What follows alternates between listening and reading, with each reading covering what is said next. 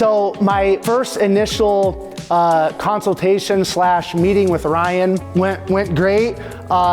So Ryan coached me previously when I competed in bodybuilding back in 2016. You know, I kind of knew what to expect with Ryan. He's definitely changed some things, and I know he definitely adapts, but you know, kind of the general meeting and the general way that he you know, constructs his eating programs and training and all that is pretty much the same. So I kind of already knew what that was going to be like, but the initial in-person meeting with Ryan was awesome. He took me through some posing. We did the body measurements, which that's kind of all things that Ryan did with me in the past, and then we just kind of sat down and game plan for, you know, our future meetings and kind of some of his expectations for me. So the meeting went really well, and I'm just looking forward to continuing to meet with Ryan. I know as we get closer to me actually stepping on stage, our in-person meetings will increase. Our next one will be a Zoom call, and then in March we'll meet in person again.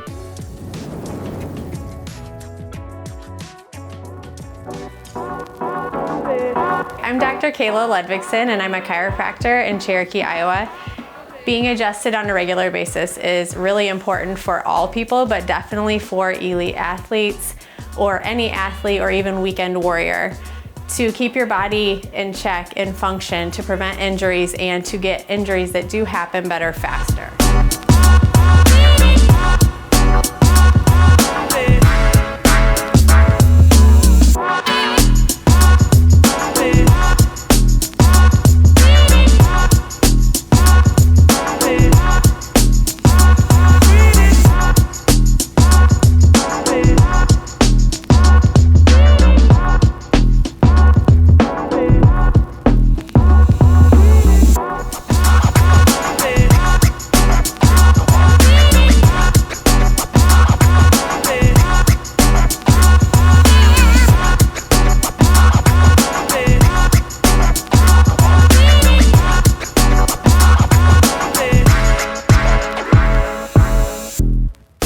I write down all of my food every single day.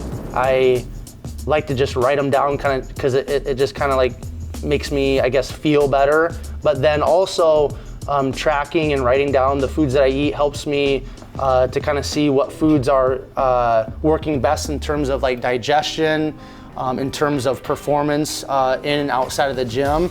Because if you just kind of eat all kinds of different foods all the time, and you don't keep track of your foods, if you are somebody that's really focused on health, if you're really focused on you know, results and performance in life and in the gym, if you know you have some gas or bloating or some digestive issues, or if you have like an afternoon crash in terms of energy, if your strength starts to go down, if you are eating all kinds of different foods and you're not tracking those foods and you really don't know what you're putting in your body, then it's going to be really hard for you to kind of figure out why certain things are happening to you physically and performance-wise. So I write everything down. I keep track of the foods I'm eating, the quantities, so that I can know what foods digest the best in terms of my digestive system and what foods are best for me in terms of performance. So again, it's basically the same foods every day, but it just kind of makes me feel good to know that I'm writing them down and keeping track. As of right now, my main carbohydrate sources are cream of rice, just kind of like the generic brand that you can get from Hy-Vee, Fairway, bigger stores like this. Now, the thing is, this is something I learned because I'm always trying to learn things. I'm always listening to like bodybuilding podcasts, just because I'm very intentional about learning, and I just want to continue to learn and grow. But this is like really, really cheap.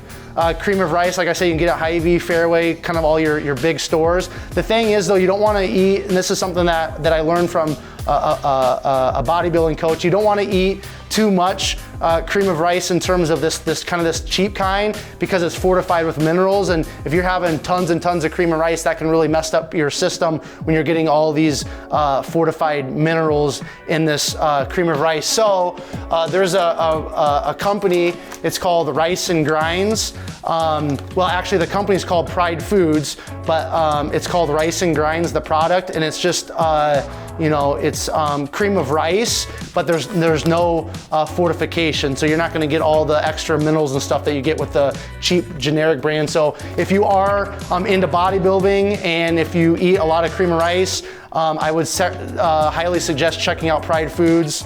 I mix in with my cream of rice some cocoa powder.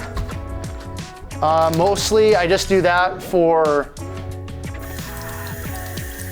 flavor. Got the cocoa powder, I'm gonna do salt. So contrary to popular belief, salt is not the enemy and salt is not bad, especially if you are training very, very intensely like I do. If you're an athlete, salt is very important, which that's something I did not know until a few years ago. So when you sweat as an athlete or an individual that's just working out or training, you are sweating out electrolytes, you're sweating out salt, so that those electrolytes and that salt needs to be replaced. And then when you're drinking a lot of water like I do, and like everybody should, you're secreting a lot of salt. So that salt needs to be replaced. Salt is a very important nutrient in terms of muscle contraction and muscle building. So every single meal outside of meal one and my post-workout meal, I add salt to the food. And then also I'm a huge peanut butter fan. So I'll add in with the cream of rice some PB2 powdered peanut butter. So this is just like a great way to get some peanut butter flavor, but not get all the extra stuff like, the fat and everything.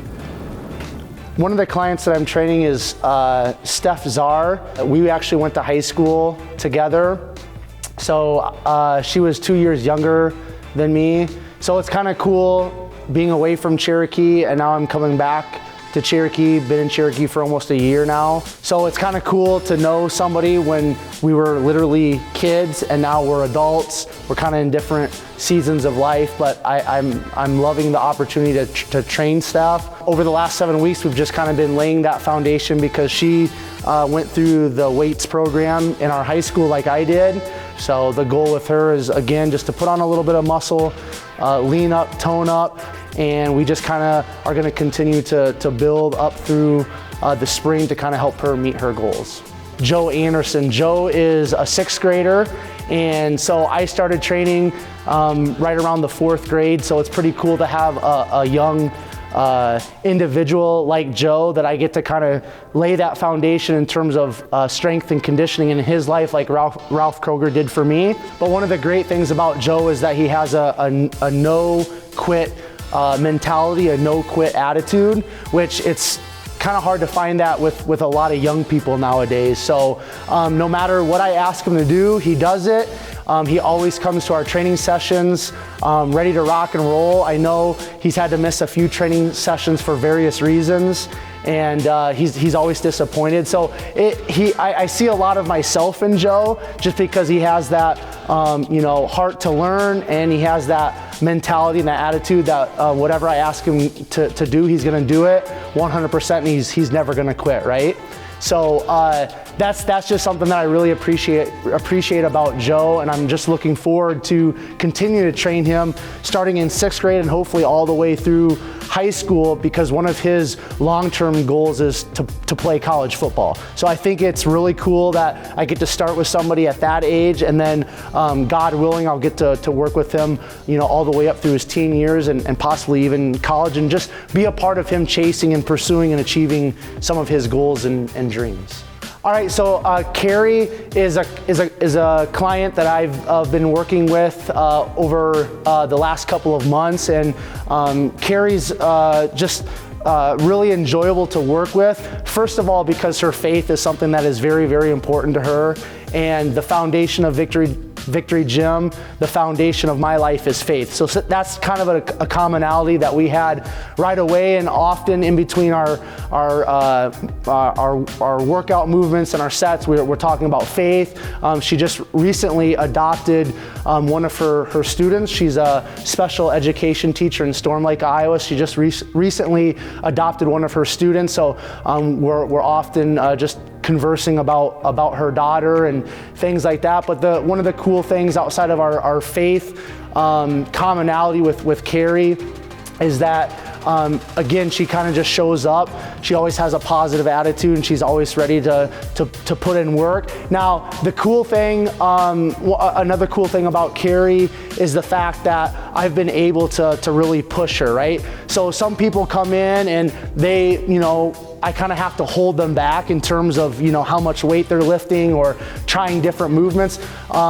With Carrie, she's kind of a little hesitant sometimes in regards to maybe how much weight I'm asking her to lift. But the awesome thing is as I challenge her to lift more weight, keeping that perfect form, she's been lifting more weight, and that's something that we've had conversations about, is the fact that, if I wasn't here pushing her and challenging her lovingly, she admits that she definitely wouldn't be lifting near the amount of weight that she is with me. So that's, I think, just something unique about coaching and training, is that you have an opportunity not only to challenge people, physically, but you also have the opportunity to challenge people mentally, and you get to, as a trainer in a gym or a coach in a gym, you get to really help people break through some of those physical barriers and those mental barriers in terms of just challenging them in new movements or lifting more weight. So it's been really awesome